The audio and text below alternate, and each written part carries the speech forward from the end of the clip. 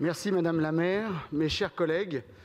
Voici moins d'un an, des controverses liées à des suspicions de rejet de matériaux polluants dans la Seine dans le 12e arrondissement, conjuguées à des contestations locales, notamment dans le 15e arrondissement, relatives à un projet d'extension d'une centrale à béton, ont conduit le groupe Changer Paris à solliciter la mise en place d'une mission d'information et d'évaluation dédiée à la Seine. Cette demande avait aussi pour but de faire écho à un grand nombre d'interrogations, notamment la question, vous l'avez évoqué tout à l'heure, Madame la maire, de la soutenabilité de votre objectif de baignabilité à horizon des Jeux Olympiques en 2024.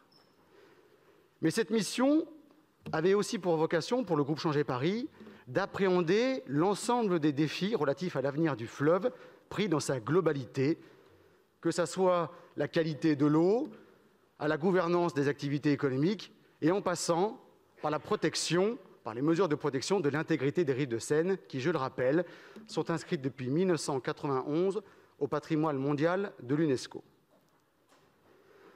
Après 6 mois de travaux, nous proposons aujourd'hui à vos suffrages ce rapport, qui est un rapport court, mais qui a surtout été adopté à l'unanimité de ses membres, toutes tendances confondues. Cette unanimité n'est pas due au hasard. Elle est le fruit d'un travail rigoureux, exhaustif et surtout impartial. 13 séances d'audition, 62 personnes ou entités entendues, 66 conseils de quartier limitrophes de la Seine consultés, 37 villes internationales traversées par la Seine ou à proximité immédiate de la Seine consultées également, et un grand volume de contributions écrites prises en considération dans la rédaction de ce rapport.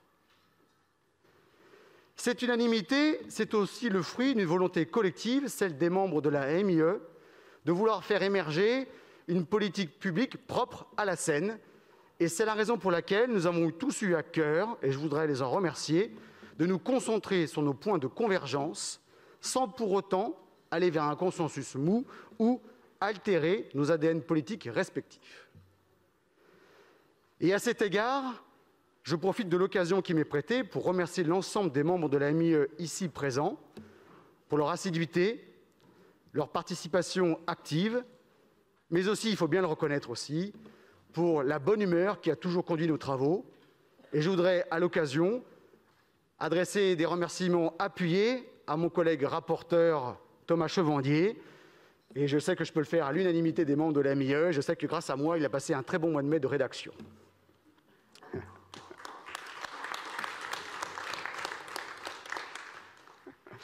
Au final, mes chers collègues, ce sont 40 préconisations qui vous sont proposées, 40 préconisations qui se veulent simples, claires et opérationnelles. 40 propositions adossées à un rapport au souffle court, 80 pages maximum, très peu d'annexes. Vous en conviendrez, c'est rare dans une vie administrative. Un rapport qui a du muscle, que du muscle, et rien que du muscle. J'illustre mon propos par 2 catégories de propositions qui tiennent naturellement particulièrement à cœur au groupe Changer Paris. La première concernant les cimenteries. Et là encore, à l'unanimité des membres de la MIE, nous avons proposé, concernant les activités de cimenterie, qui sont, je le rappelle, à l'échelle mondiale, responsables de 5% des émissions de CO2, la fin de toute nouvelle installation, mais aussi de toute nouvelle extension d'usines de béton à Paris, conjuguée également avec la réduction la plus forte possible de la production de béton à Paris et la conversion de ces sites vis-à-vis des filières biosourcées comme le bois. En matière de sécurité également, nous avons adopté les propositions suivantes. Celle de prendre en compte la sécurité des berges dans la future convention de coordination qui va bientôt lier la ville de Paris avec l'État par le truchement de la préfecture de police de Paris, convention qui est d'ailleurs en cours de négociation. Dans le même esprit, nous avons proposé une meilleure prise en considération de la vidéoprotection et surtout la possibilité, puisque la loi va bientôt le permettre, d'expérimenter le transfert de pouvoirs judiciaires aux futurs agents municipaux qui seront assermentés afin de leur permettre de sanctionner les délits de droit commun, tels que par exemple l'ivresse l'ivresse manifeste sur la voie publique ou encore la saisie d'objets qui sont à l'origine de nuisances de voisinage issues des rives de Seine. Vous le voyez, mes chers collègues, par l'exemple, nous avons choisi de nous concentrer sur des propositions simples qui sont toutes assises sur le principe de la réalité et du bon sens. Il ne tient maintenant qu'à l'exécutif de pouvoir prendre en considération l'ensemble de ces préconisations et de leur donner corps. J'indique au passage qu'il ne serait pas le malvenu de chaque année pouvoir en faire un état d'avancement.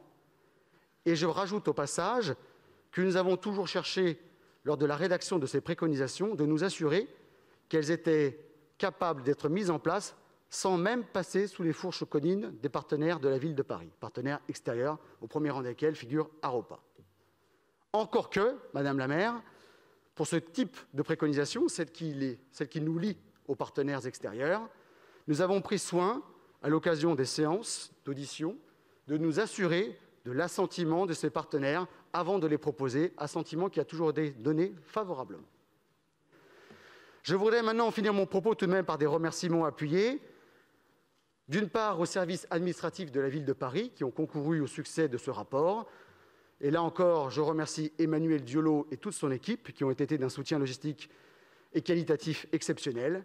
Et pour ma part, à titre personnel, je souhaite adresser mes remerciements à la présidente de mon groupe, Rachida Dati, et à sa première vice-présidente, Catherine Dumas, pour m'avoir donné l'honneur de pouvoir présider cette première mission d'information et d'évaluation de la mandature. Merci beaucoup.